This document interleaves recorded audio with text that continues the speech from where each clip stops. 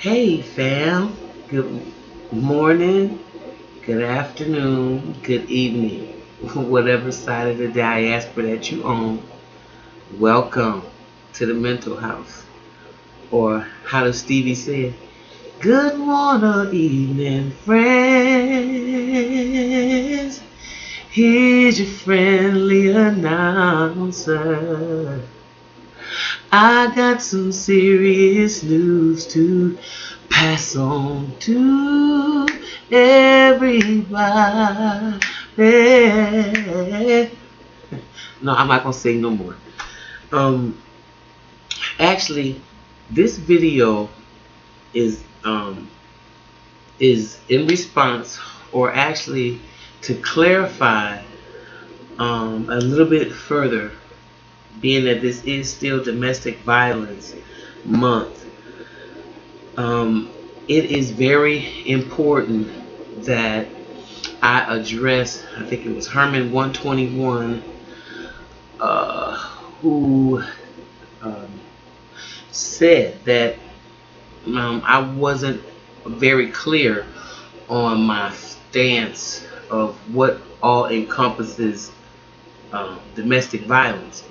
And I agree with Herman 110%, because what I failed to mention, and because not maybe I was oblivious to it, but as I sat back and thought about it, I was like, it's absolutely correct.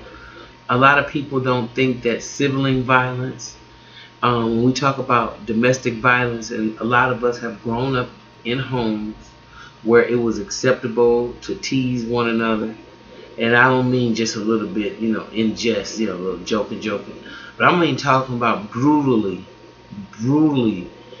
torturing other family members. It's almost as if the family clutters around like a gang and picks the one person in the family dynamic that's the weakest. And that person maybe is the scapegoat child or something. And the rest of the family picks on that child.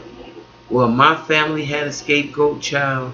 I don't know if y'all family had one, but if you would really be honest with yourself, maybe you would say, wow, we did. Some people call it the black sheep.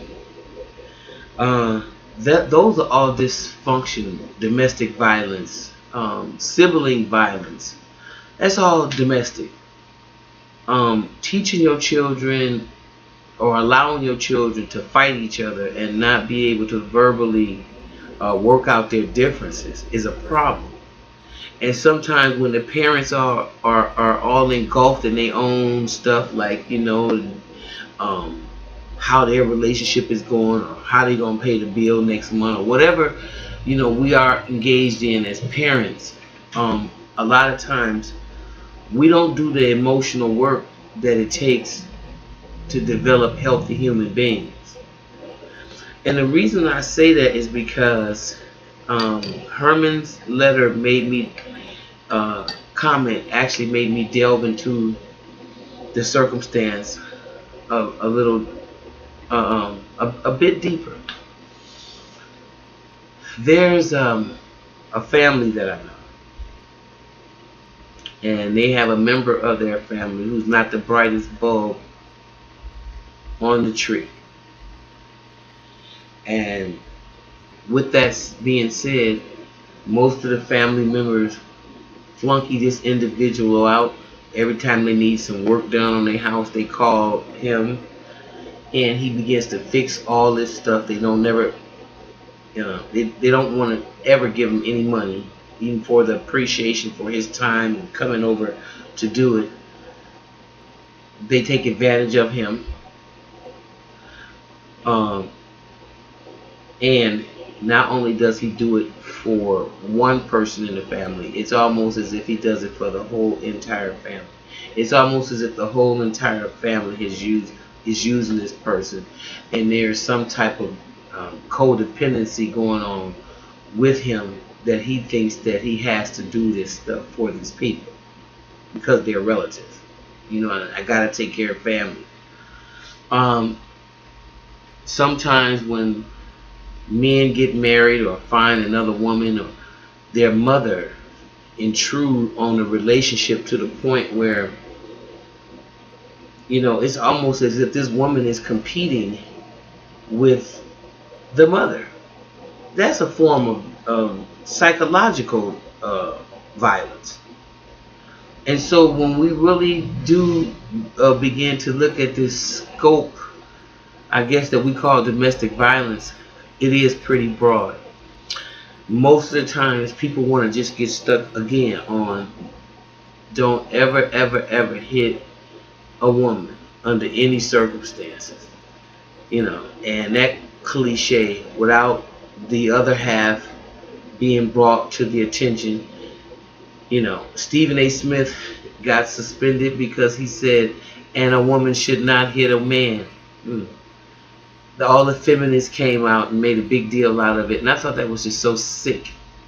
But again, Stephen A. Smith, he, okay, I don't even want to go there with that. Anyway, back to what I was saying. Domestic violence covers a lot of areas. It's not just between a man and a woman, or a man beating up his girlfriend or wife.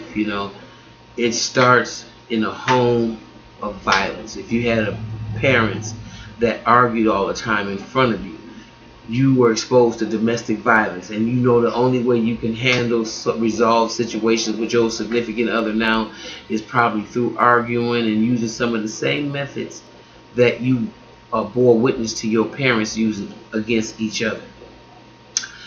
That is a very virulent form of domestic violence. So I'm just want to thank you, Herman, for that comment, because it is such a broad, vast spectrum that domestic violence can't just be relegated to never, ever, ever hit a woman under any circumstances. I mean, we have to take that same mantra into our homes. Never, ever, ever beat your sibling. Never, ever, ever let your children bear witness to you as parents fighting one another and then making them have to choose a side, which is psychologically damaging. Domestic violence is a real big problem. And as we go out this month